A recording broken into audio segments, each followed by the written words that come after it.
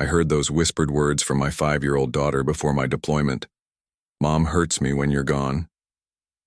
For 7 years, I carried that burden while serving overseas, unable to protect her. When I finally returned home, I found Lily, withdrawn and broken. Sarah had systematically abused our daughter, hiding behind a perfect mother facade. I documented every bruise, every lie, every moment of cruelty. I became a ghost in my own home, methodically gathering evidence until the day I could destroy the woman who hurt my daughter. A soldier never abandons his mission, especially when it's protecting what matters most.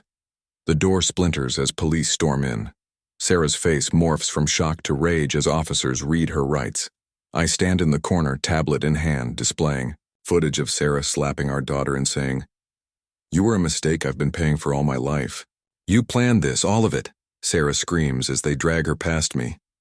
I don't respond, just meet her eyes coldly. Mrs. Winters watches from across the street. The neighbor who always suspected something was wrong. Lily emerges from upstairs, bruises visible on her arms. "Is it over, Dad?" she whispers. I embrace her, my voice steady. Almost. 7 years earlier, my 5-year-old daughter clung to me before my deployment. "Mom hurts me when you're gone," she whispered, her small body trembling against mine. Sarah dismissed it as attention-seeking. I left with dread gnawing at my gut. I remember thinking it couldn't be true.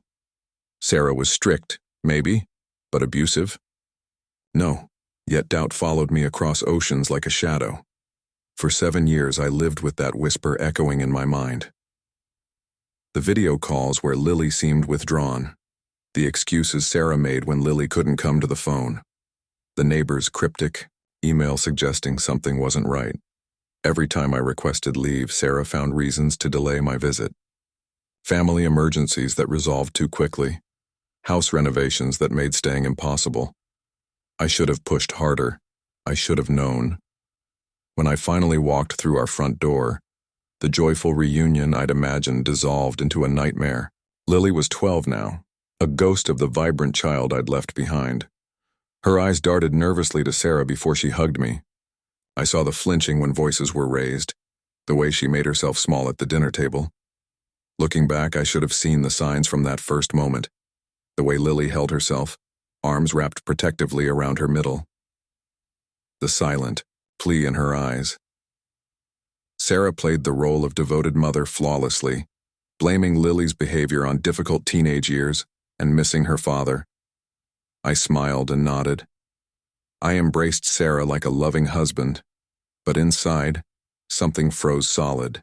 That night, unable to sleep beside the woman I no longer recognized, I heard soft crying from down the hall. I found Lily curled into herself, trapped in nightmares.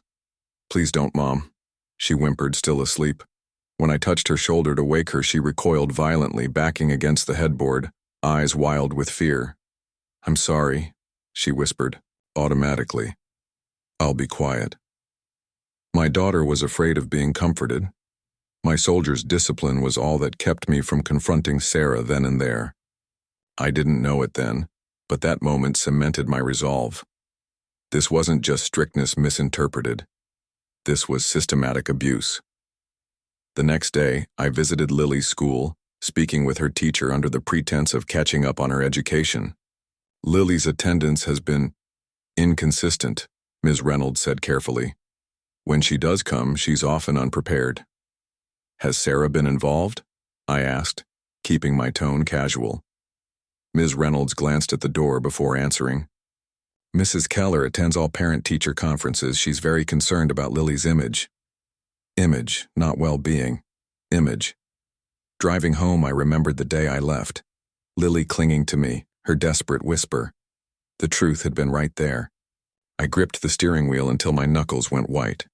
In that moment, I made my decision. I would document everything. I would build an irrefutable case.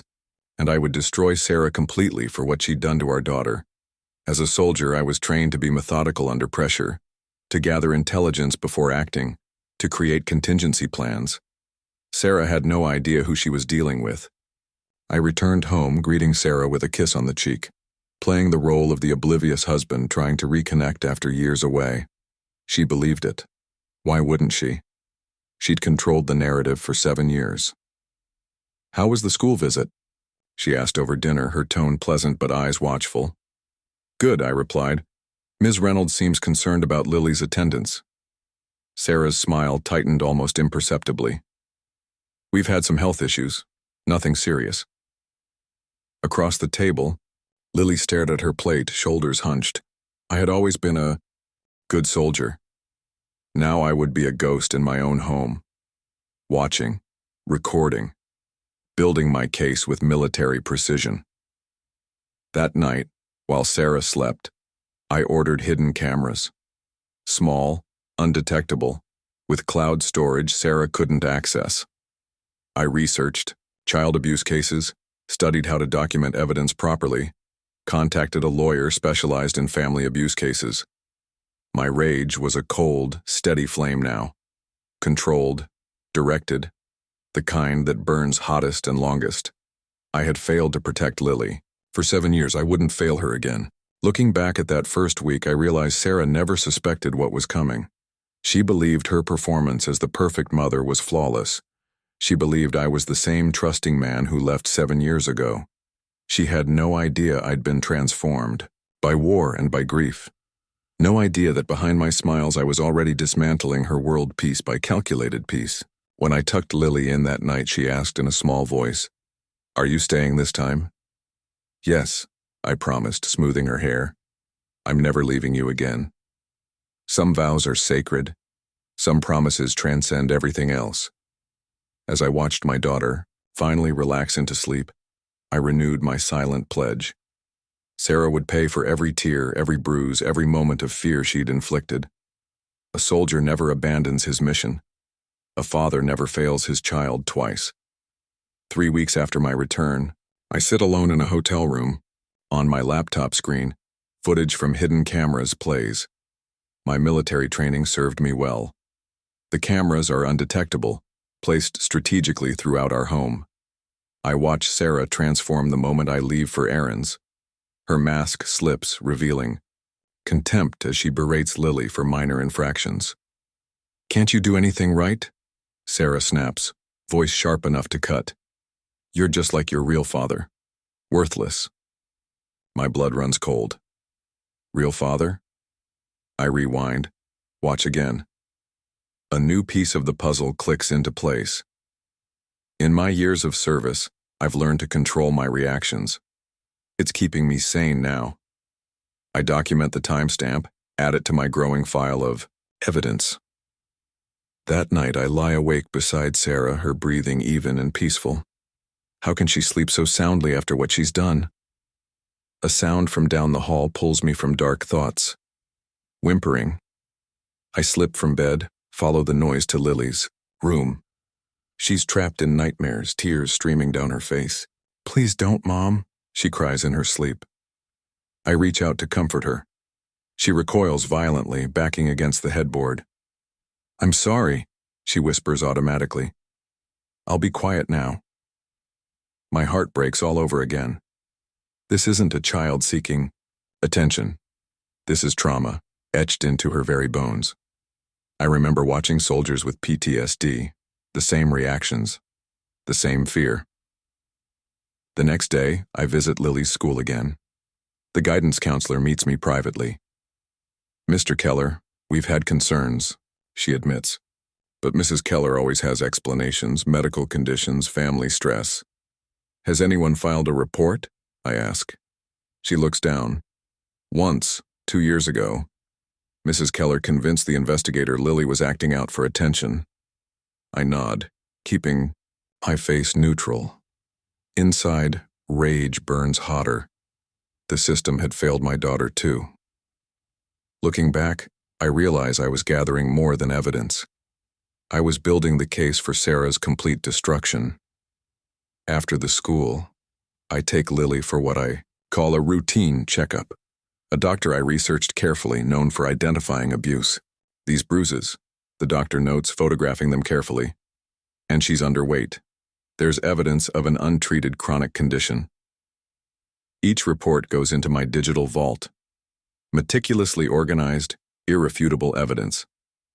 Mr. Keller, may I speak frankly? The doctor asks after Lily is dressed. This isn't normal teenage issues. This is consistent with long-term abuse. I've suspected it from the beginning. Hearing it confirmed still hits like a physical blow. I know, I say simply. I'm handling it. That evening, Sarah questions the doctor's visit. Her eyes narrow, with suspicion.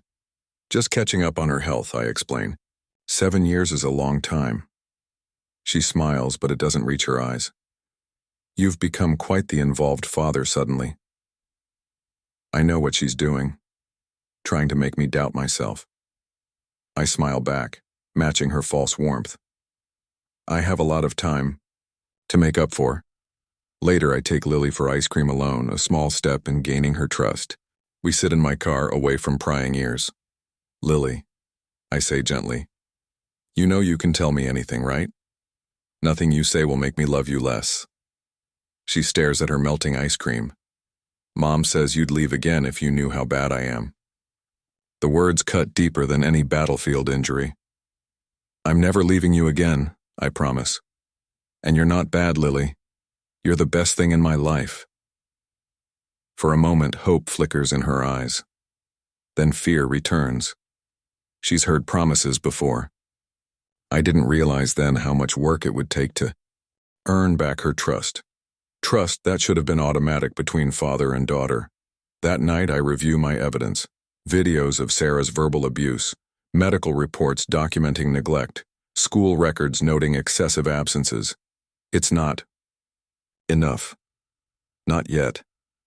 Sarah is careful. She maintains a perfect facade in public. I need more. I begin following her when she claims to be working late. Outside a cafe, I photograph her meeting a man, later identified as Lily's former teacher, who was quietly transferred after raising concerns about Lily's welfare. The teacher looks nervous, cornered. I bug their next meeting, record Sarah threatening to destroy the man's career if he ever speaks up again. No one will believe you over me, she hisses. I'm a military wife raising a difficult child alone. You're just a teacher with a history of getting too involved with students. The cold calculation in her voice tells me everything. This isn't a mother with anger issues. This is deliberate, methodical cruelty. At home, I search Sarah's home office when she's out. In her private safe, I find financial documents. She's been stealing my military benefits, funneling them into a separate account. I photograph everything, add it to my growing case. I find her detailed record of expenses for Lily. Minimal, barely covering essentials, while Sarah's personal expenses are lavish. The more I uncover, the colder my rage becomes. Focused, directed. I remember battlefield strategy. Know your enemy. Understand their weaknesses. Strike when they least expect it. Sarah thinks she's won for 7 years. She believes I'm the same, trusting man who left. She has no idea I've become her worst nightmare. In this silent war, I'm gaining ground daily. Each piece of evidence is ammunition. Each discovery brings me closer to ensuring Lily's safety and Sarah's downfall. I'm no longer just a returning soldier. I've become an avenging father, methodically planning the complete destruction of the woman who hurt my child. When I tuck Lily in that night, I notice she's sleeping with a small photo. It's us from before my deployment, when she still smiled without fear. We'll be happy again, I promise her softly. Trust me. Some wars are fought on distant battlefields, others within the walls of your own home. But the objective remains the same. Protect what matters most, at any cost. My investigation deepens. I follow Sarah to meetings she claims are work-related. Outside a small cafe, I photograph her with a man I recognize. Lily's former teacher, Mr. Collins, who transferred schools suddenly last year. They speak intensely, his body language defensive. Sarah leans forward, aggressive. I can't hear them, but I don't need to. I've seen this behavior in interrogations. I bug their next meeting. The recording is crystal clear. You need to stop calling me, Sarah hisses. It's been a year. I still think we should have reported it, Collins replies. Those bruises weren't accidental. And risk having them look deeper? Find out about us? Sarah laughs coldly. I'm a military wife raising a difficult child alone. You're just a teacher with a history of getting too involved with students' families. Who do you think they'll believe? The threat hangs in the air. Collins retreats. Another witness silenced. I remember deploying to combat zones, identifying threats. But I never imagined the greatest threat to my daughter would be her own mother. At home, I search Sarah's office while she's shopping. The safe behind her bookshelf opens easily with the combination I've watched her use. Inside, financial documents tell their own story of betrayal. She's been stealing my military benefits for years, diverting them into a separate account under her maiden name. The statements show minimal expenses for Lily while Sarah's personal spending is lavish. I photograph everything. More ammunition for the war she doesn't know we're fighting. The most damning discovery comes when I find her private journal.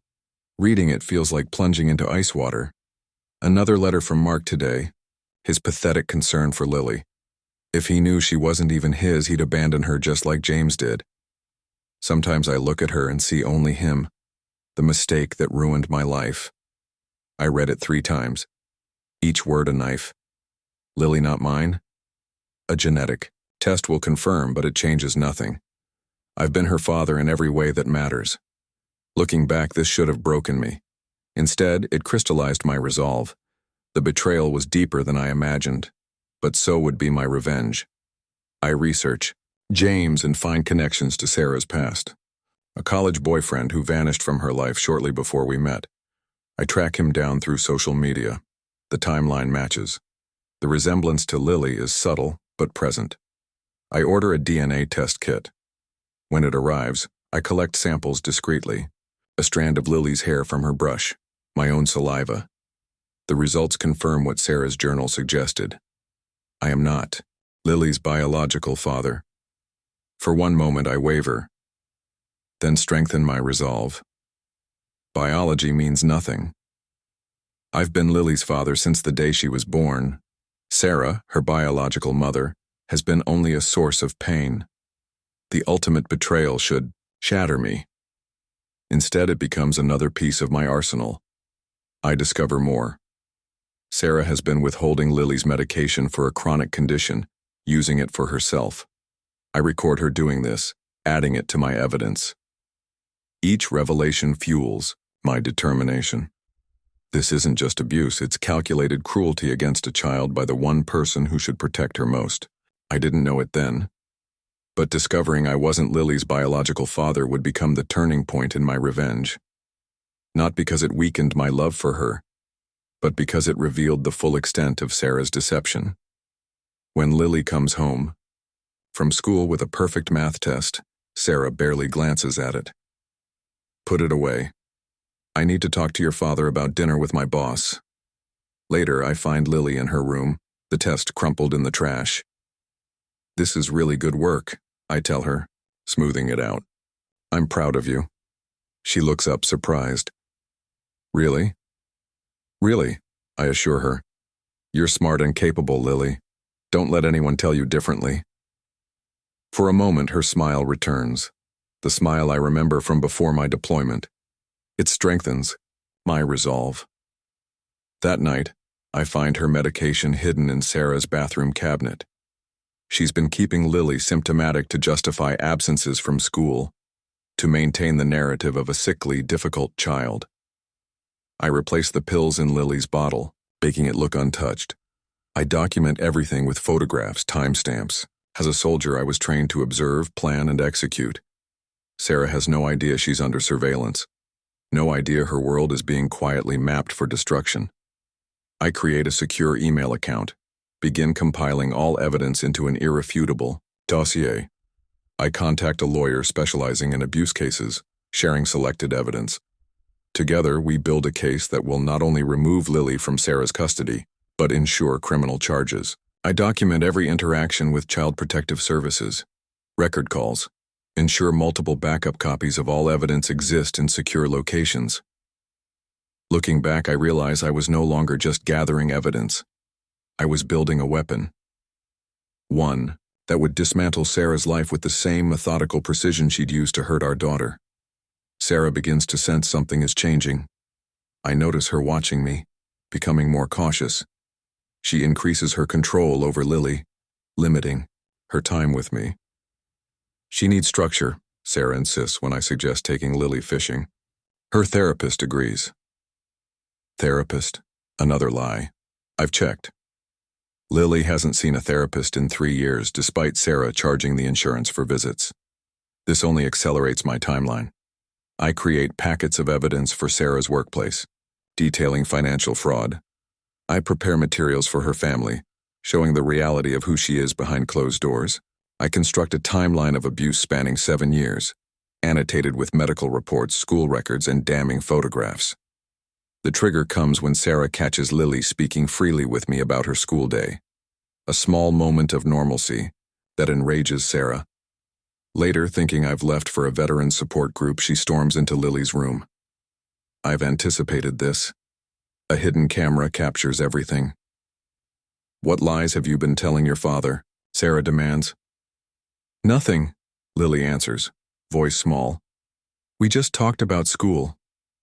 The slap is sudden, vicious. Don't lie to me. I saw how you looked at him. You're trying to turn him against me. My fists clench as I watch the live feed on my phone from the car outside. Every instinct screams to intervene, but I force myself to wait. This is the final, undeniable evidence I need. That night, I execute my plan. I contact the police and CPS simultaneously. I send evidence of financial fraud to Sarah's workplace. I release carefully selected evidence to Sarah's family and friends. By morning, every pillar of her life will be systematically destroyed, just as she systematically destroyed our daughter's sense of safety and worth. 7 years of abuse ends tonight. The long silence will finally be broken. I remember battlefield strategy. The most devastating attacks are the ones the enemy never sees coming. Sarah believes she's won for 7 years. She has no idea what's about to hit her. The moment the police arrive, I feel nothing but cold satisfaction. Sarah's face as she realizes the depth of my planning, the completeness of her destruction, is everything I've worked toward. Her phone explodes with messages as her carefully constructed social facade crumbles.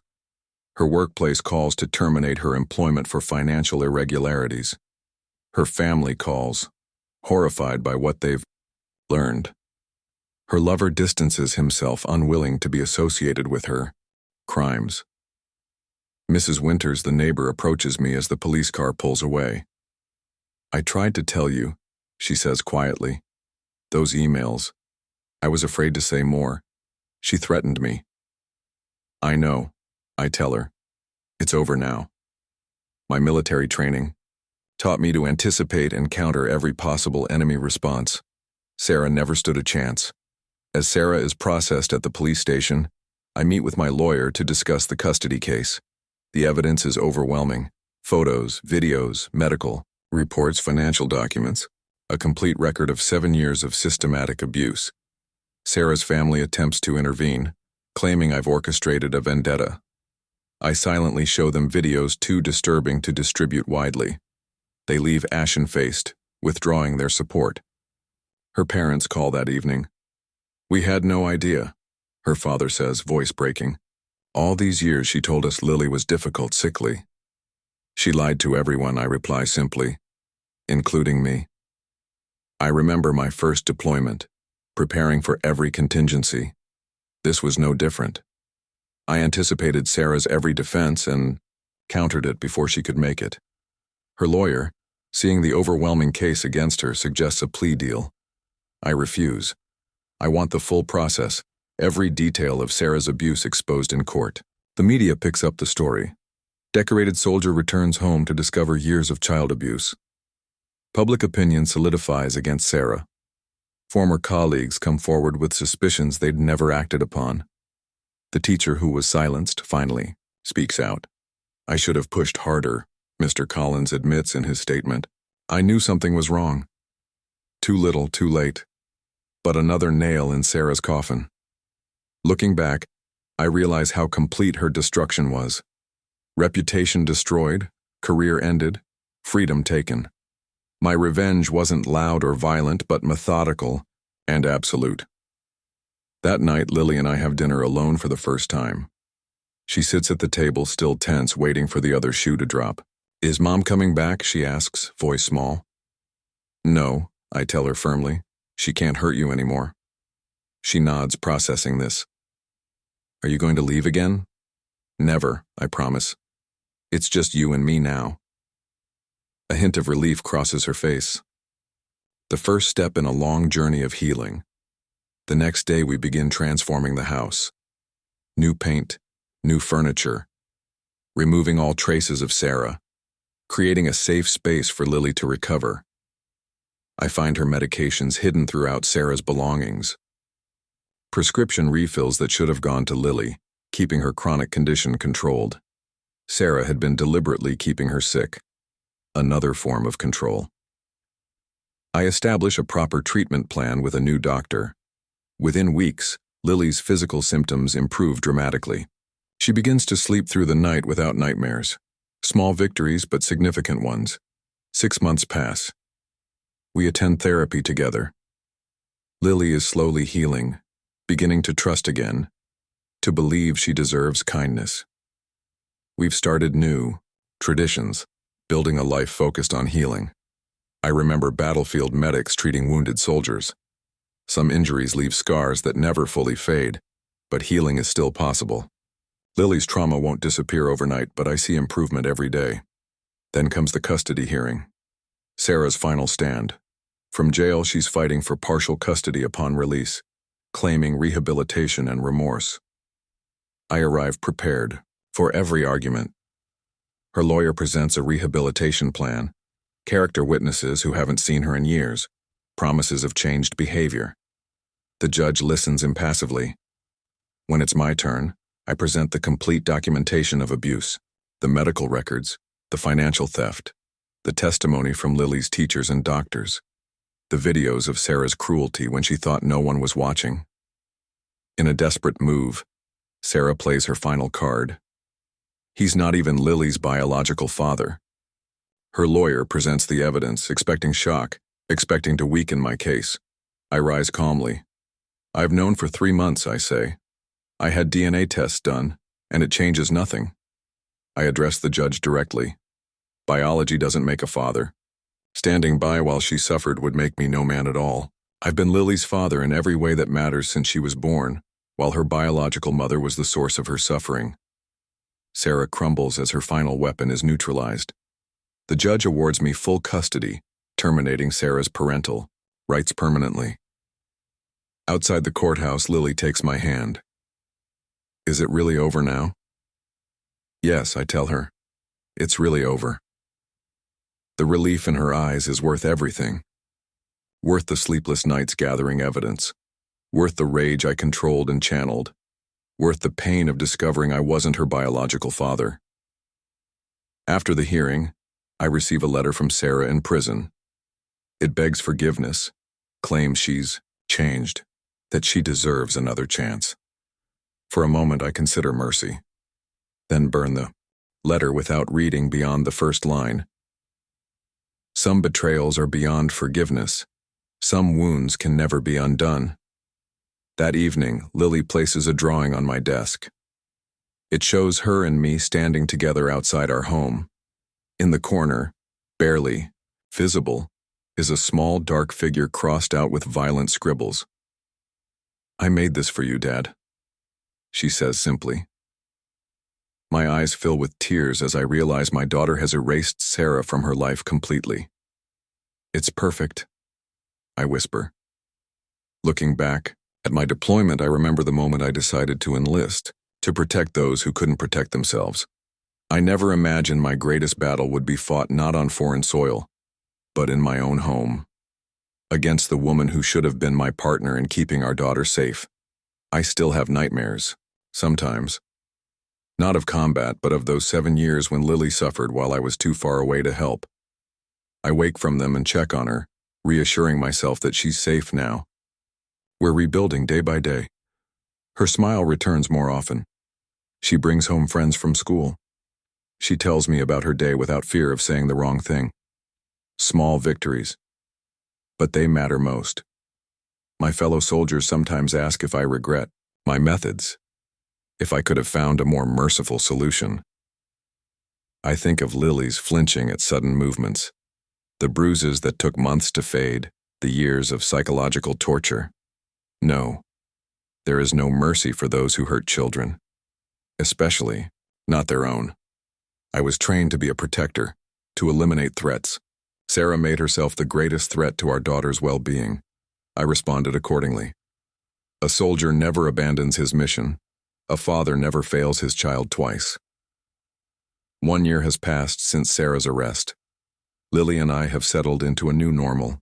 Our home has been completely transformed. New paint, new furniture, new memories replacing the toxic ones. Lily's nightmares have decreased. She's making friends at school. Her grades have improved dramatically now that she's receiving proper medical care and consistent support. There are still moments when she flinches at sudden movements, times when she apologizes unnecessarily, but they're becoming less frequent. The criminal trial approaches. Sarah has rejected all plea deals, insisting on her innocence despite the overwhelming evidence.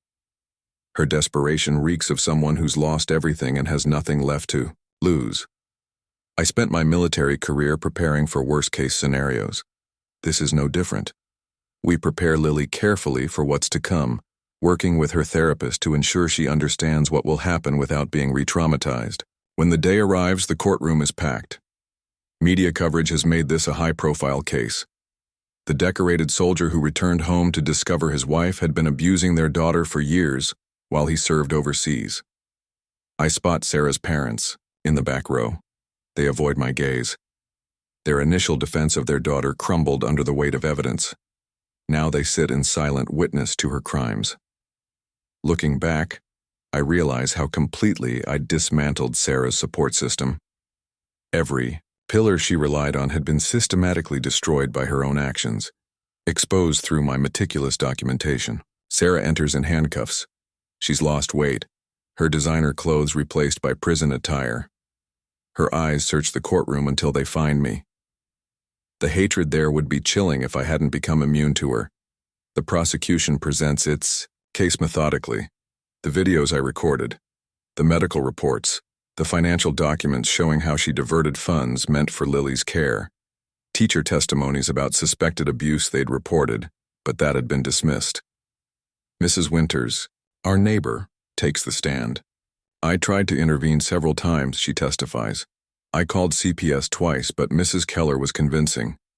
She portrayed herself as a struggling military wife dealing with a difficult child. Mr. Collins, Lily's former teacher, testifies about the bruises he noticed, the reports he filed that went nowhere, how Sarah threatened his career when he pushed too hard. She said no one would believe me over her, he recounts, that she was the perfect mother in everyone's eyes. I remember planning military operations, identifying vulnerabilities in enemy defenses. Sarah's vulnerability was always her pride, her image. I exploited it perfectly. The defense attempts to paint Sarah as a struggling single mother, overwhelmed by a child with behavioral issues. Their arguments fall flat against the mountain of evidence. Sarah takes the stand. She weeps, claiming misunderstanding, claiming she was overwhelmed without support, playing the victim to the very end. Mark was gone for years. She tells the jury. He has no idea what I went through raising her alone. When it's my turn to testify, I remain calm and factual. I describe finding Lily withdrawn and fearful upon my return. I explain my methodical documentation of the abuse. I present the evidence of financial theft, medical neglect, and psychological torture. And you didn't confront your wife directly? Her lawyer asks, trying to paint me as calculating and cold. I needed to ensure Lily's safety, I reply. Confrontation would have put her at greater risk. The jury deliberates for less than 2 hours. Sarah is found guilty on all counts: child abuse, neglect, financial fraud. The judge sentences her to 15 years. As the verdict is read, Sarah collapses, screaming accusations. He planned this. He turned everyone against me. The truth in her words is lost in her hysteria. Yes, I planned it. meticulously, completely, just as she had planned and executed 7 years of abuse against our daughter. Outside the courthouse, reporters thrust microphones at me. "How do you feel about the verdict?" "Justice has been served," I say simply. "Now my daughter and I can focus on healing." I wasn't just a soldier returning home. I became an architect of justice when the system failed to protect my child. Sarah's family approaches me as the crowd disperses. Her mother's eyes are red from crying. "We should have seen it," she admits. "The signs were there. We chose to believe her lies instead." "You're not the only ones," I reply, not offering forgiveness they haven't earned. That night, Lily and I celebrate quietly at home. Pizza and a movie of her choice. Small, normal moments that were impossible a year ago. "Is Mom ever coming back?" she asks as I tuck her in. "No," I tell her. "She's going to be in prison for a very long time." She nods, processing this. "Are you going to leave again?" "Never," I promise. "It's just you and me now." The relief in her eyes is worth everything. Worth the sleepless nights gathering evidence. Worth the rage I controlled and channeled. Worth the pain of discovering I wasn't her biological father. 2 weeks. After the trial, I receive another letter from Sarah. I recognize her handwriting on the envelope. Unlike her previous attempts, I don't even open it. Some people don't deserve second chances or final words. The media coverage eventually fades. Our life settles into comfortable routines. School, therapy, homework, weekend adventures. I take a job that allows me to be home when Lily needs me. I remember military operations where success was measured in objectives achieved, enemies neutralized, territory secured. This victory feels different. Measured in Lily's growing smile, her improving grades, her decreasing nightmares. 6 months. After the trial, we moved to a new house in a different neighborhood. A fresh start where no one knows our history. Where Lily isn't that poor, abused girl, but just another kid. Our new home has a yard for the puppy we adopt. A golden retriever. That makes Lily laugh when he chases his tail. Laughter that was rare before is becoming common now. I enroll her in activities she chooses for herself. Art classes, swimming lessons. Things Sarah never allowed because they interfered with the image she wanted to project. Lily blossoms under the freedom to be herself, to make mistakes without fear of punishment, to express opinions without being silenced. My fellow veterans sometimes ask if I regret my methods, if I could have found a more merciful solution. I think of Lily's flinching at sudden movements, the bruises that took months to fade, the years of psychological torture. No, there is no mercy for those who hurt children, especially not their own. I receive occasional updates about Sarah through the prison system. She's been denied early release twice. Her appeals have been rejected. The evidence was too overwhelming, too meticulously documented. Looking back, I realize how completely I dismantled not just her freedom and reputation, but her very narrative. The story she told herself and others about being the perfect mother, the struggling military wife. I replaced it with the truth, backed by irrefutable evidence. My revenge wasn't just about punishment. It was about reclaiming Lily's story, giving her back the voice Sarah had silenced for 7 years. Sarah's parents reach out occasionally, asking to see Lily. I consult with her therapist before allowing supervised visits. They're trying to make amends, to be the grandparents they failed to be when it mattered most. Lily approaches these visits cautiously. Trust, once broken, isn't easily rebuilt. But healing takes many forms, and learning that not all family is toxic is part of her journey. I was trained to be a protector, to eliminate threats. Sarah made herself the greatest threat to our daughter's well-being. I responded accordingly. A soldier never abandons his mission. A father never fails his child twice. 2 years have passed since the trial. Lily is 14 now, growing into a confident young woman. The shadows under her eyes have faded. Her smile comes easily. She makes friends, joins clubs, brings home report cards filled with A's and B's. Some days I catch myself watching her and wonder. The resilience of children is remarkable. With safety, therapy, and time, they can heal from the unimaginable. Today marks a significant milestone. Sarah's appeal hearing. Her last chance to reduce her sentence. Despite her lawyer's advice, she's insisted on pursuing it. I've prepared Lily carefully for what might happen. The possibility, however remote, that Sarah's sentence could be reduced. Will I have to see her? Lily asks, her voice steady but hands fidgeting with her breakfast. No, I assure her. You don't have to be there at all. Your statement from the original trial stands. Relief washes over her face. Good. I never want to see her again. I remember battlefield assessments, evaluating threats, calculating risks. Sarah remains a threat, however contained behind prison walls. I've anticipated every possible outcome of this appeal. At the courthouse, I take my seat. The room is nearly empty. Public interest has waned. Old news replaced by new tragedies. I prefer it this way. Sarah enters in handcuffs. 2 years of prison have aged her. The perfectly maintained appearance she once prized has deteriorated. Her eyes find mine immediately, burning with the same hatred. Her new lawyer presents arguments about excessive sentencing, about Sarah's model prisoner behavior, about rehabilitation, programs completed. I listen impassively. The prosecution counters with the severity of the offenses, the premeditated nature of the abuse, the psychological assessment that identified Sarah's narcissistic personality disorder, her continued refusal to fully acknowledge her crimes. Looking back, I realize Sarah truly believes she's the victim in all this, that I orchestrated her downfall out of spite, that she did nothing wrong in how she treated Lily. The inability to see herself as the villain is what makes her so dangerous.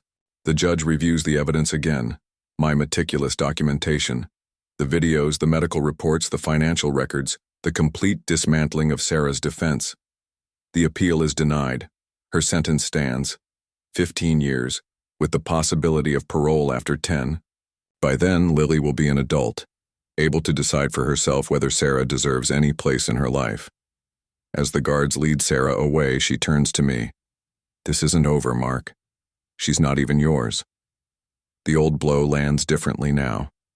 I smile, coldly. She was never yours either, not in any way that matters. Sarah's face contorts with rage as they take her back to prison, the final failure of her last desperate attempt. I was a soldier before I was a father. I understand that some enemies never stop fighting, even when decisively defeated. That evening, Lily and I have dinner with her grandparents, Sarah's parents. Our relationship with them has evolved slowly. They've worked to earn back trust, attending therapy, acknowledging their role in enabling Sarah's behavior. How did it go? Her grandmother asks quietly while Lily is in the kitchen. Appeal denied, I tell her. Sentence stands. She nods, a complex mixture of grief and relief in her eyes. It's better this way, she admits. For Lily. After dinner, when we're back home, Lily asks about the hearing. The appeal was denied, I explain. She'll remain in prison. Good, Lily says firmly. Then, more hesitantly, Dad, there's something I need to tell you. She disappears into her room, returns with a letter. I recognize the prison stationery, the handwriting. She's been writing to me directly, Lily explains. This is the third one. Anger flares immediately. How? There's a no-contact order. She sends them through someone else, different return addresses, but it's her. I take the letter unopened. Have you read them?